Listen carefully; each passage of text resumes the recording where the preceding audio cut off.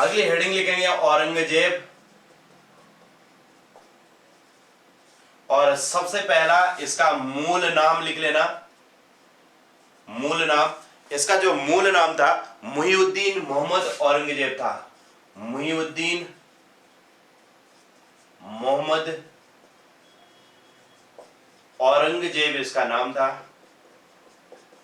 और इसके पिता का नाम सब जानते ही हो, शाहजहां का बेटा था ये, शाहजहां। और मां का क्या नाम था? तो मां इसकी मुमताज थी, मुमताज इसकी माता का नाम था। और इसकी पत्नी का नाम याद रखना, दिलराज बानू बेगम। दिलराज बानू बेगम इसकी पत्नी का नाम था, जिसे राबिया बीबी भी कहते हैं। राबिया बीबी, ये क्वेश्चन पूछा जाता है। और इसके जो गुरु थे, इनका नाम मीर मोहम्मद हकीम था। गुरु का नाम भी इंपॉर्टेंट हो जाता है, मीर मोहम्मद हकीम। मीर मोहम्मद हकीम इसके गुरु का नाम था, ठीक है। और इसे जिंदा पीर भी कहते हैं। उपाधि क्या है इसकी? जिंदा पीर भी इसे कहा जाता है, जिंदा पीर। इसका राज्याभिषेक 2 बार हुआ। राज्याभिषेक 2 बार हुआ था, 2 बार हुआ। इसके लिए जाना जाता है, एक ऐसा शासक है जिसका राज्याभिषेक 2 बार हुआ। पहली बार 31 जुलाई सन 1658 को, 31 जुलाई 1658 को आगरा में, अभी हमने पढ़ा था, आगरा में इसने कब्जा कर लिया था। और फिर उसके बाद 5 जून 1659 को, 5 जून 1659 को दिल्ली में इसका राज्याभिषेक हुआ। तो इस तरीके से इसके 2 बार राज्याभिषेक हुआ था। अब देखो, इसका धर्म जिंदा पीर कहते हैं, और धर्म जो है इधर ही लिख लेना, सुन्नी धर्म को मानता था। ये सुन्नी धर्म को मानता था।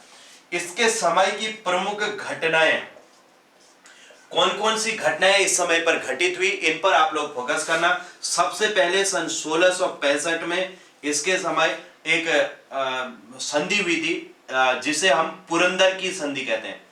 पुरंदर की संधि बहुत इंपॉर्टेंट संधि है। पुरंदर की संधि किसके बीच हुई? तो शिवाजी और जय सिंह के बीच हुई थी। शिवाजी और जय सिंह के बीच हुई, इसको ध्यान रखेंगे। और इस संधि के तहत शिवाजी को इन्होंने कैद कर लिया था, और शिवाजी को कैद कर जयपुर भवन में रखा गया, ठीक है। ये क्वेश्चन यहां पर पूछा जाता है कि पुरंदर की संधि के तहत शिवाजी को कैद कर कहां रखा गया? तो शिवाजी को कैद कर जयपुर भवन में रखा गया। ऐसे ही लिख दे रहा हूं, आप लोग पूरा लिख लेना। जयपुर भवन में शिवाजी को कैद किया, शिवाजी को कैद किया, धोखे से, हाँ, कैद किया। संधि के लिए बुलाया था और धोखे से जो है कैद कर दिया शिवाजी को। एक तो ये हो गया। इसके अलावा दूसरा, 1665 में इसने यहां पर हिंदू मंदिरों को तोड़वाया था। हिंदू मंदिरों को तोड़वाया, मंदिरों को तोड़वाया था, ठीक है।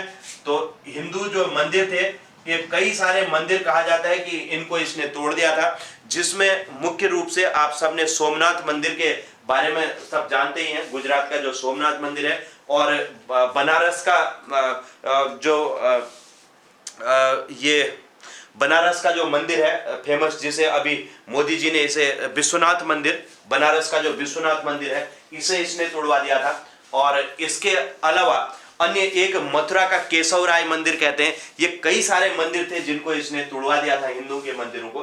तो इसके लिए आज भी इसको कोसा जाता है और कहा जाता है कि भाई इसने हिंदू मंदिरों को तोड़वा दिया था। और वो अब जो है उनमें बनी हुई मस्जिदें मिल रही हैं, या फिर कहीं अन्य चीजें बनाई हुई इन पर मिल रही हैं, ठीक है। तो वो आज भी इसके अवशेष जो है यहाँ पर मिलते हैं जगह जगह पर, ठीक है। तो 1665 में इसने हिंदू मंदिरों को तोड़वा दिया था। और 1670 में, बहुत इंपॉर्टेंट है, इसके समय पर 1670 में जाट विद्रोह हुआ। जाट विद्रोह हुआ। जाट विद्रोह ये गोकुला और राजा राम के नेतृत्व में, गोकुला और राजा राम के नेतृत्व पर हुआ था। राजा राम के नेतृत्व पर यह जाट विद्रोह हुआ था, ठीक है। जब ये जाट विद्रोह होता है यहां पर, तो इस दौरान जो है एक युद्ध होता है, इसे हम तिलपत का युद्ध कहते हैं। इसमें तिलपत का युद्ध हुआ, तिलपत का युद्ध हुआ सन 1670 में। यह बहुत बार क्वेश्चन पूछा जाता है और इसमें गोकुला की हत्या कर दी गई, गोकुला की हत्या होगी। तो इस जाट विद्रोह में जो है गोकुला की हत्या हो गई थी तिलपत के युद्ध के दौरान। यही क्वेश्चन यहां पर पूछा जाता है कि इसमें किस जाट नेता की हत्या हो गई थी। ठीक है, अब इसके बाद देखो, इसके बाद इसने 1675 में गुरु तेग बहादुर की हत्या कर दी थी। इसमें चौथा जो है 1670 में जाट विद्रोह हुआ था और 75 में 1675 में गुरु तेग बहादुर की हत्या कर दी। गुरु तेग बहादुर की हत्या इस्लाम कबूल न करने के कारण कर दी। इस्लाम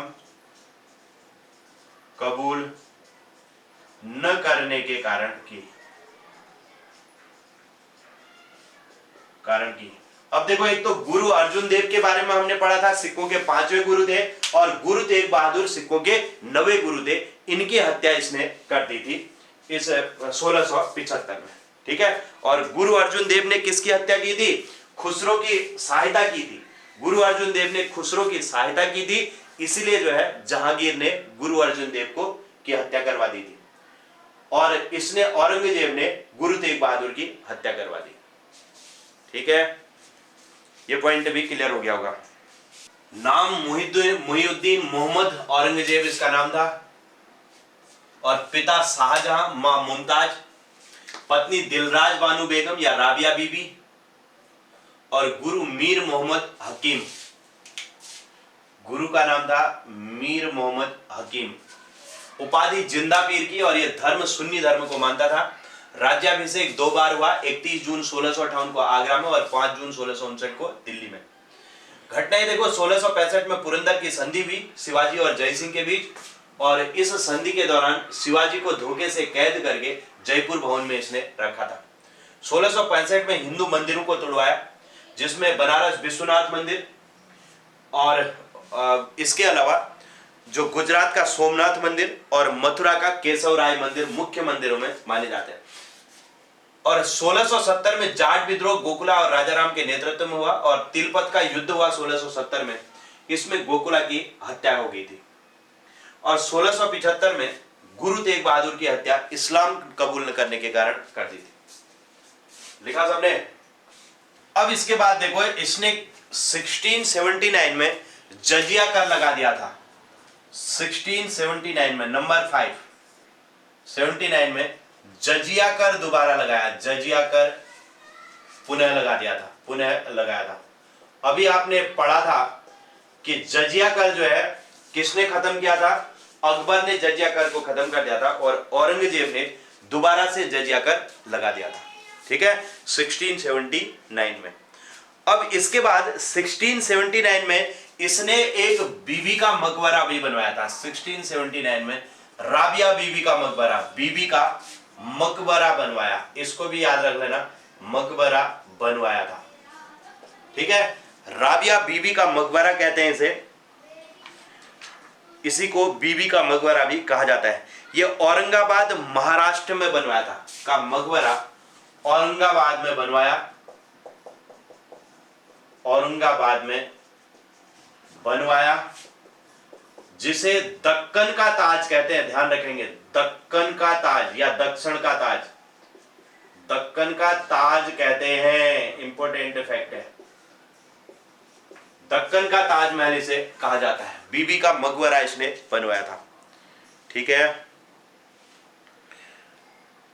और एक चीज हमने और पढ़ी थी, इसने दिल्ली में मोती मस्जिद भी बनवाई थी। इसको भी याद रख लेना।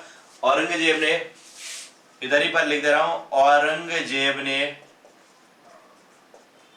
दिल्ली मोती मस्जिद भी, दिल्ली लाल किले में, लाल किले में मोती मस्जिद बनवाई,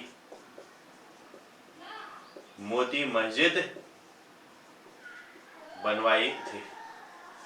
ठीक है, इस बात को भी ध्यान रख लेना, मोती मस्जिद किसने बनाई थी? तो इसी के द्वारा बनाई हुई थी। अब इसके बाद देखो, एक और इंपॉर्टेंट पॉइंट आ जाता है। सन 1685 में पुनः जाट विद्रोह हुआ। नंबर 7 देखो, 1685 में पुनः जाट विद्रोह, पुनः जाट विद्रोह हुआ। विद्रोह किसके नेतृत्व में? राजा राम के नेतृत्व में, राजा राम के नेतृत्व में हुआ। देखो यहां पर सन 1670 में जाट विद्रोह हुआ था और फिर 1685 में हुआ। यहां पर राजा राम के नेतृत्व में हुआ और जाटों ने क्या किया? अकबर की कब्र को लूट लिया था। जाटों ने अकबर की कब्र को लूटकर